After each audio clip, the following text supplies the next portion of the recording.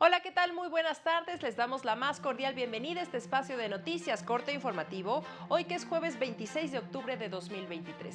Soy Lorena Sánchez Cabrera y tendré el gusto de presentar en los próximos minutos la información más reciente del Poder Judicial de la Federación. Saludamos a mi compañera Nidia Díaz, quien nos acompañará en la interpretación en lengua de señas mexicana. Hola, Nidia. Y es así como iniciamos.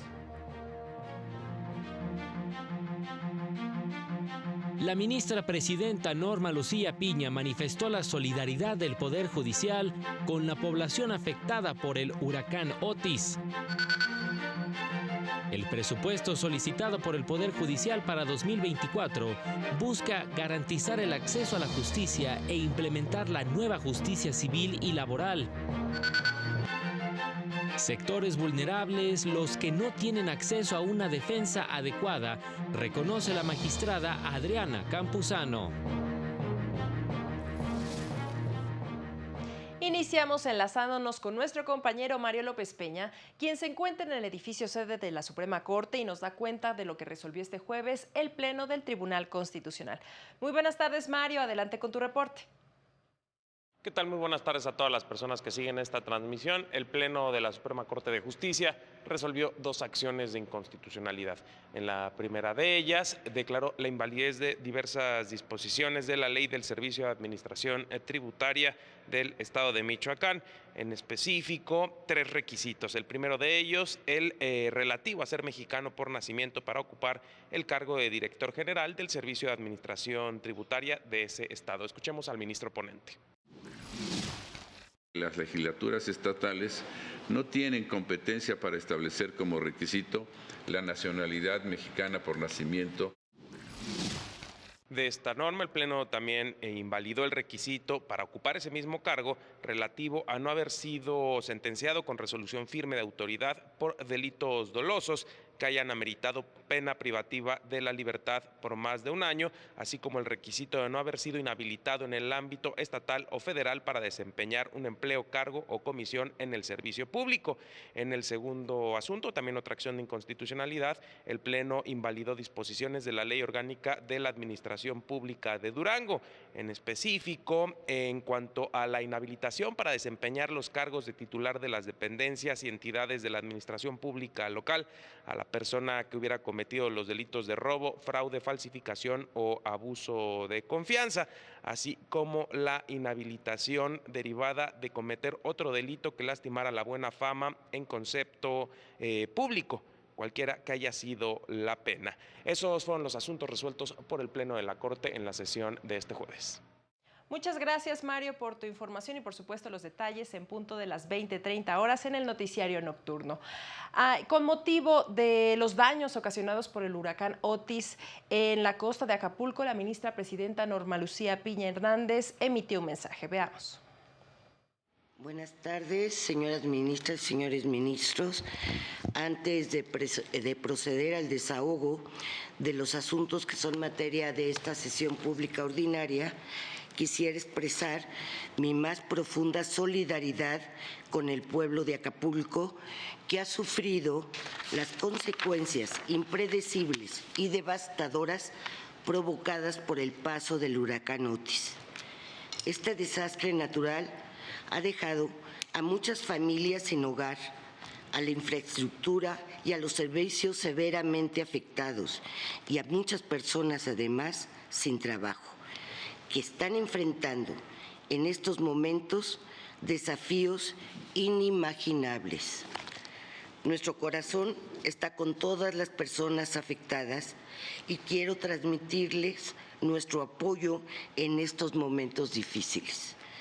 Por ello, hago un llamado atento a todo el personal del Poder Judicial de la Federación para que nos unamos en este esfuerzo conjunto de solidaridad. Cada gesto de ayuda y cooperación, por pequeño que parezca, puede marcar una gran diferencia. Y la historia nos da varios testimonios de que ocasiones como esta nos brindan también la oportunidad de demostrar que podemos estar unidos en las adversidades. Ayudemos a la población de Acapulco, que estoy segura pronto se levantará de esta tragedia. Gracias. Y justamente por esta situación, la presidencia del Consejo de la Judicatura Federal determinó la suspensión de labores del 25 de octubre al 1 de noviembre en los órganos jurisdiccionales del puerto de Acapulco Guerrero, debido a los daños que causó en la infraestructura de dicha entidad el paso del huracán Otis. Ello para no poner en riesgo la seguridad de las y los justiciables y de los servidores públicos de los mencionados órganos jurisdiccionales. Ante ello, se suspenden plazos y términos en los asuntos que se encuentran radicados en dichos órganos de impartición de justicia del ámbito federal. El Consejo aseguró que los casos urgentes se trasladarán a órganos jurisdiccionales de Morelos, al tiempo que aseguró que se preparan para atender los reclamos que se presenten contra las aseguradoras por el pago de daños.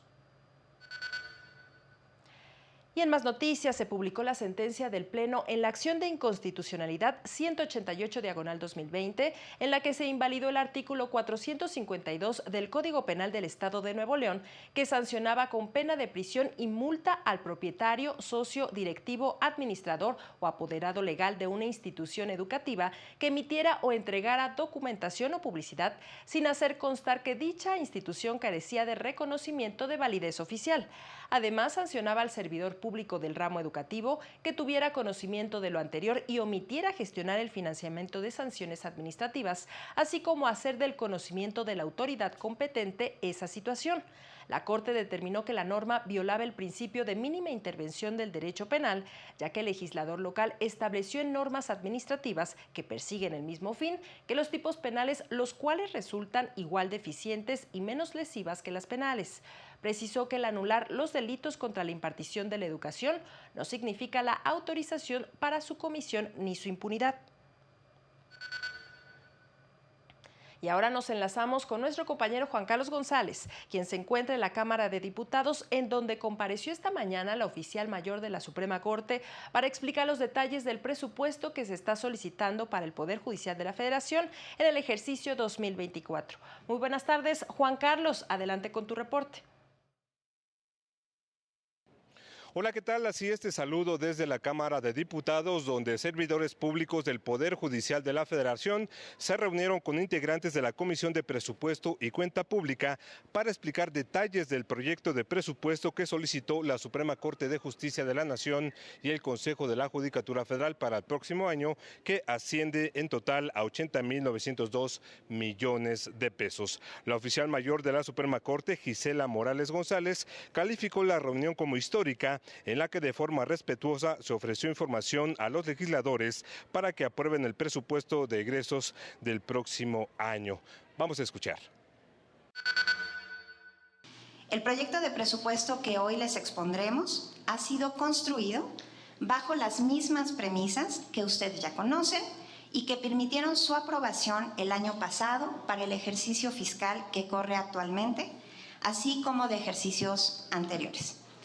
Es un proyecto de presupuesto que busca atender el mandato constitucional que rige el actuar de la Suprema Corte de Justicia de la Nación, así como las crecientes responsabilidades que le han sido conferidas al Consejo de la Judicatura Federal, con un enfoque de racionalidad y razonabilidad. Los funcionarios de la Suprema Corte y del Consejo de la Judicatura Federal respondieron a preguntas de los legisladores sobre los 13 fideicomisos del Poder Judicial, también sobre las nuevas plazas y los recursos que se destinarán a seguridad y abonos de riesgo, entre otras cuestiones. Los legisladores pidieron al Poder Judicial de la Federación hacer un esfuerzo de racionalidad, sobre todo ante los gastos, por ejemplo, que se deberán hacer para la reconstrucción de Acapulco Guerrero con el paso del huracán Otis. Es la información que tenemos. Muchas gracias, Juan Carlos, por este reporte completo de lo que sucedió en la Cámara de Diputados. Y ante la prolongación del paro nacional que llevan a cabo las y los trabajadores del Poder Judicial en defensa de sus derechos laborales y prestaciones sociales que se encuentran en riesgo por la desaparición de los fideicomisos, el Consejo de la Judicatura Federal dio a conocer que diversos órganos jurisdiccionales en todo el país suspendieron términos y solo atenderán los casos urgentes. Por otro lado, en distintos edificios del Poder Judicial de la Federación, las y los trabajadores se mantienen en paro de labores, con lo que ya suman 8 días desde que se anunció el paro nacional y 11 desde el inicio de las movilizaciones en la capital del país. En el caso del Palacio de Justicia de San Lázaro, las y los trabajadores se mantienen en alerta, pues advierten que un posible recorte presupuestal para 2024 agravaría la situación de las y los trabajadores, por lo que pidió a sus compañeros estar atentos para que no se adelante la fecha de la aprobación del presupuesto. Yo los invito a que estemos al pendiente sobre eso. Estoy por confirmar si es verdad y conocer la fecha exacta en que va a ocurrir eso, para ir a hacer un mitin afuera de la Cámara. Yo estoy dispuesta a hacerlo. En otros asuntos, el Consejo de la Judicatura Federal lanzó las convocatorias para el primer concurso de oposición para la designación de juezas de distrito especializadas en el sistema penal acusatorio y para el primer concurso de oposición para la designación de juezas y jueces de distrito especializados en el sistema penal acusatorio. En cada uno de los concursos estarán en disputa 30 plazas. Las personas que cumplan con los requisitos de ley para participar en dichos concursos se podrán registrar a partir del lunes 6 y hasta el 10 de noviembre de 2023. El 7 de diciembre se publicará la lista de las personas aspirantes aceptadas a los concursos y el martes 9 de enero de 2024 se llevará a cabo la primera etapa del concurso que corresponde al examen escrito. Adriana Campuzano Gallegos, magistrada de circuito, aseguró que la brecha digital representa uno de los principales retos para el juicio de amparo en el país. En conferencia dentro del Seminario Permanente sobre Acceso a la Justicia, la magistrada lamentó que persistan las limitaciones para que diversos sectores de la población puedan acudir a tribunales y por ello dijo, es fundamental que las personas conozcan que el juicio de amparo es uno de los principales mecanismos para defender sus derechos.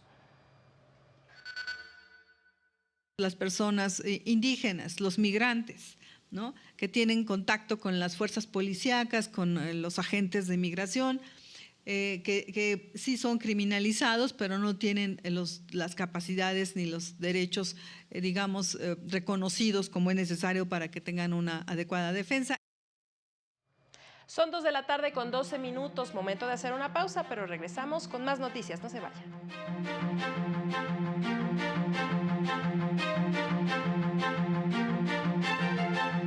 La participación de la mujer en la Judicatura Federal ha cambiado la manera de impartir justicia, aseguró la ministra Ríos Farjat.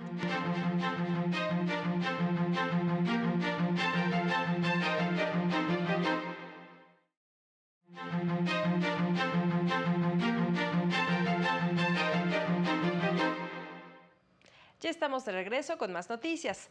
La mayor participación de las mujeres en cargos de toma de decisiones en la Judicatura mexicana ha cambiado la perspectiva de impartir justicia, aseguró la ministra Ana Margarita Ríos Farjat al participar en un foro organizado por el Wilson Center sobre las mujeres en el Poder Judicial y el Estado de Derecho.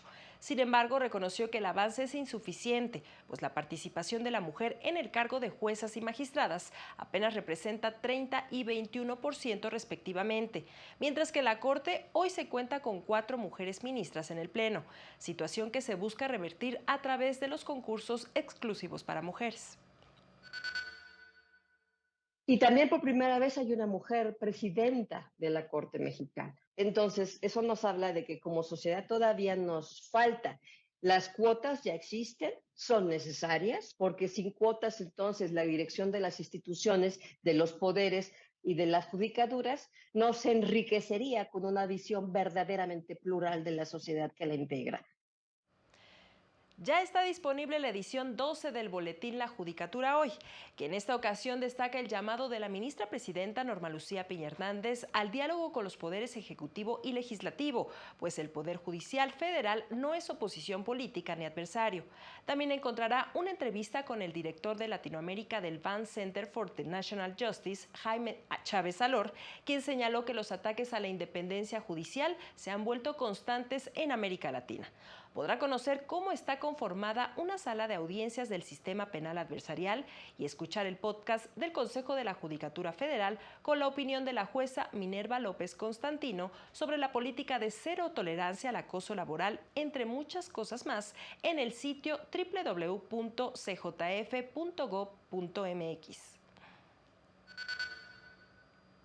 El Tribunal Electoral llamó a defender el voto libre, unas elecciones justas y a proteger a las instituciones electorales. Esto en el marco de la Cátedra Sartori que organiza el Instituto Tecnológico de Estudios Superiores de Occidente. La coordinadora general de la Oficina de la Presidencia del Tribunal Electoral, Irma Méndez de Hoyos, aseguró que estos son factores que sostienen a la democracia en el país. Aseguró que los ciudadanos saben que gracias al Tribunal Electoral y al INE, su voto cuenta y es el que define qué candidato gana una elección. Agregó que el reto para los comicios de 2024 es erradicar las malas prácticas y actos de corrupción. Porque hoy no solamente es poner casillas para que todos los que tienen derecho a votar lleguen, sino que además tratemos de evitar la corrupción, las malas prácticas y además veamos hacia arriba, ¿no? Más representación de grupos vulnerables, mejor acceso a la justicia electoral.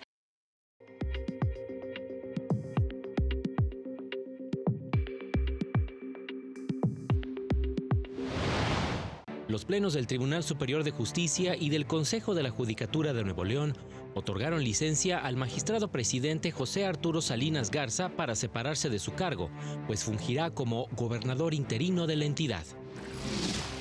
Como parte de la construcción de una agenda antirracista para mejorar el acceso a la justicia, la Escuela Judicial de Campeche, en coordinación con asociaciones civiles, llevaron a cabo el curso introductorio sobre los derechos de pueblos indígenas en la región. Inició funciones el Juzgado 22º Laboral de Primera Instancia, con sede en Medellín de Bravo, Veracruz, que tendrá el objetivo de fortalecer la transparencia y evitar los rezagos de asuntos en la materia. Personal del Centro de Justicia Alternativa de Oaxaca participó en las jornadas de paz y justicia para mujeres, adolescentes y niñas en el municipio de Miahuatlán de Porfirio Díaz, para compartir información y brindar atención a la ciudadanía. Para el canal del Poder Judicial de la Federación, Jesús Daza. Todos los seres humanos nacemos libres e iguales en dignidad y derechos. Así, la noción de igualdad se desprende de la naturaleza propia de las personas y es inseparable de la dignidad humana, aseguró la Unidad General de Conocimiento Científico y Derechos Humanos de la Suprema Corte. Explicó que la igualdad jurídica es un principio básico de la protección de los derechos humanos y es indispensable para el ejercicio de otros derechos. Considerar superior o inferior a un determinado grupo es incompatible con este principio porque genera discriminación e impide la participación en igualdad de condiciones en la vida civil, cultural, política, económica y social. Es así como llegamos al final de este espacio de noticias, como siempre agradeciendo su compañía e invitándole a mantenerse en la señal del canal del Poder Judicial de la Federación. No olviden nuestro avance informativo a las 19:30 horas y el noticiario nocturno a las 20:30 horas. Soy Lorena Sánchez Cabrera, agradezco su atención, le deseamos una excelente tarde. Hasta pronto.